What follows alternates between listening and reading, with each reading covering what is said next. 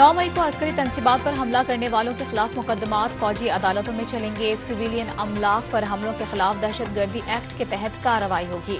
वजीर आजम का ऐलान वाज़ेह कर दिया, किसी को माफी नहीं मिलेगी।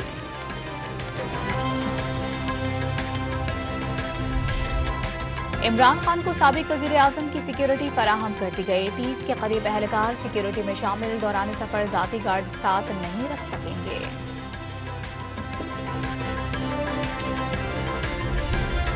वजीर खारजा बिलावल भुट्टो जरदारी मुजफ्फराबाद पहुंच गए। आजाद कश्मीर असम्बली और एहतजाजी जलसों से खिताब करेंगे। श्रीनगर में G20 इजलास में अक़वामी क़वानीन के खिलाफ वर्जी करार दे दी।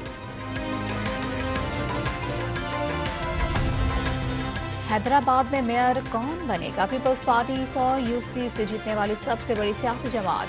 PTI का 41 नशिस्तों के साथ दूसरा नंबर। इलेक्शन कमीशन ने पार्टी पोजीशन जारी कर दी।